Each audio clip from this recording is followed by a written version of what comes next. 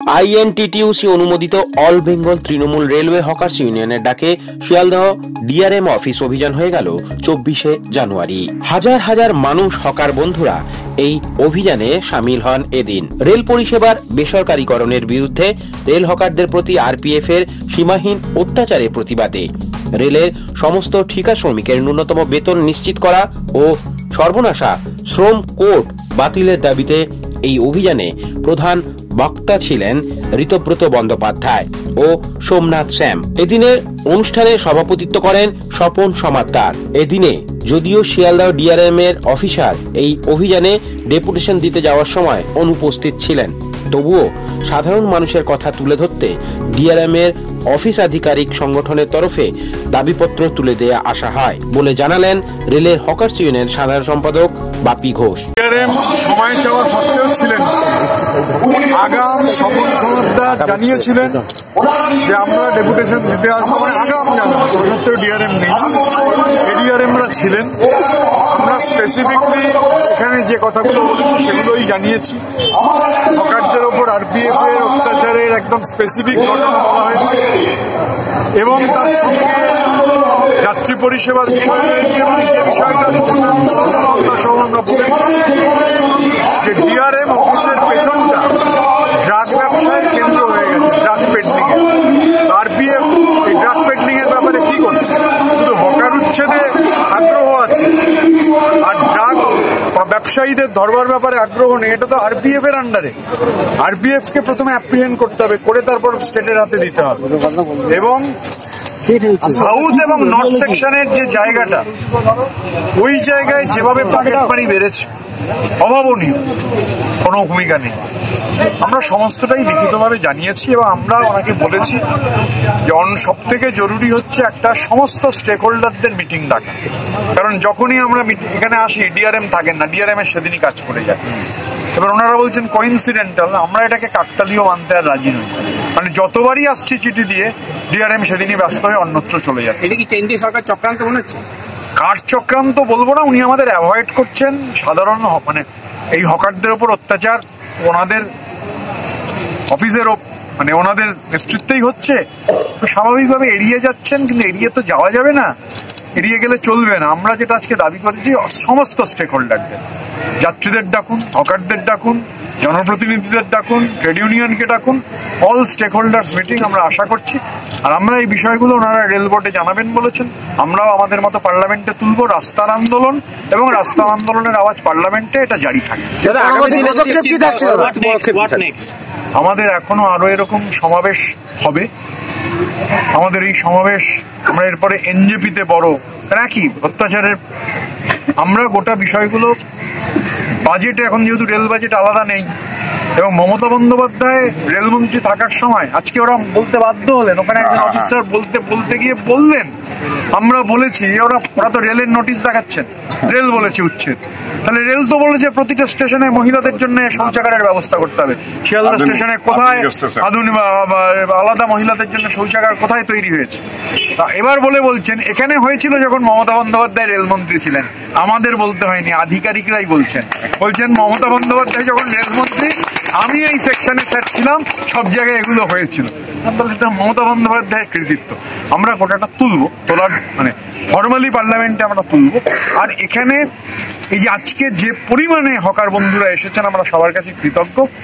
এরপরে আমরা সব নেতৃত্ব আছেন বসে এনজেপির এই ডিআরএম অফিস অভিযান হয়ে গেলে, এনজেপির কর্মসূচিটা হয়ে গেলে আবার কি কর্মসূচি নেওয়া যায় সেটা আমরা। হকার বন্ধুদের কি বার্তা দেবে এখন বেরিয়ে? হকার বন্ধুদের আমরা বলবো, স্বপনদা বলবেন, আমরা এই লড়াই আমাদের জারি রাখতে হবে। কারণ ওই যে আমরা বলেছি যে আরপিএফ এর কাজ হয়েছে হকারদের কিছু দেখতে পেলেই তাতে লাথি মারা, যেন হকারদের সামগ্রী হচ্ছে ফুটবল। অথচ আরপিএফ ড্রাগ পেডলারদের খুঁজে পাচ্ছে না। ডিআরএম এর অফিসের পেছনের দেয়ালটা হচ্ছে সব থেকে বড় ড্রাগ কেন্দ্র। এটা তো আরপিএফ এর আন্ডারে, কিন্তু রাজ্য পুলিশের বিষয় না, এটা ধরতে হবে ওদের। এত ছিনতাই হচ্ছে দেখতে পাচ্ছে না, কোনো পরিষেবা নেই।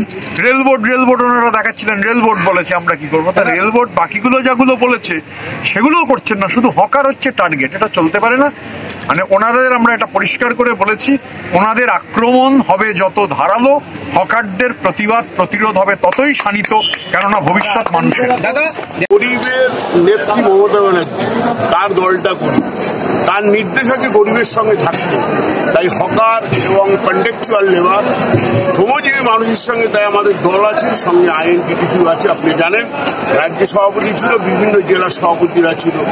আমরা গর্বিত যে এত লোকের জমায়েত হয়েছে, লোকের ভয়ে ডিআরএম পালিয়ে গেছে। এটি তো আমাদের কাছে পাওনা। আগামী দিনে এই যে হকাররা যারা এখনো পর্যন্ত, হকারের পাশে 100% আছে। হকারদের যদি কোনো বিপদ হয়, সবার আগে যদি কেউ থাকে, আমি যদি শুনি আমি সবার আগে যাব। আর আপনাদের বললাম, বাংলায় থেকে আরপিএফরা যদি হকারদের অত্যাচার করে, বাংলার মাটিতে পা রাখতে দেবো না। হকাররা এমন হবে আরপিএফকে পা রাখতে দেবো। দাদা তাহলে আগামী কর্মসূচি আপনাদের কি হবে? কারণ সুরাহাট পথে দেখুন, আমাদের হাওড়া হলো, বর্ধমান হয়েছে, শিয়ালদা হলো, আগামী দিন শিলিগুড়ি হবে। আমার নেতা বলেই গেছেন আপনাদের সামনে যে যদি সেরকম মনে হয় দিল্লি রেল ভবন আমরা ঘেরাও করব। আর সবচেয়ে বড় কথা, আমি দীর্ঘদিনের হকার, 80 সাল থেকে হকারি করি। আজ পর্যন্ত কোনো এমপি বা কোনো নেতা পার্লামেন্টে হকারের কথা তুলবে এটা আমরা কোনোদিন শুনিনি। আমরা শুনতে পেলাম আমার নেতা ঋতব্রত বন্দ্যোপাধ্যায় বললেন আমি পার্লামেন্টে এই কথাটা তুলব। তাহলে দাদা শেষ প্রশ্ন হচ্ছে যে আপনাদের হকার বন্ধুদের কি বার্তা দেবেন আজকের এই ঘেরাওয়ের পর? আমরা সুশৃঙ্খলভাবে থাকবো, যাত্রীর সঙ্গে আমরা মেলবন্ধনভাবে চলবো, যাত্রী সুরক্ষিত যা যা করার আমরা করবো, হকারের তরফে যা যা করার করবো। কিন্তু আমরা কোনো অবস্থাতেই রেলের চোখ রাঙানি মানছি না, মানব না। তার জন্য যা যা করার তাই করতে হবে। জয় বাংলা। নাম দেখি আপি Ghosh, general secretary hawkers union, all Bengal railway hawkers ইউনিয়নের জেনারেল সেক্রেটারি, নর্থ কলকাতা ডিস্ট্রিক্টের মেম্বার, এক্সেট্রা। আমাদের এই ডেপুটেশন ছিল,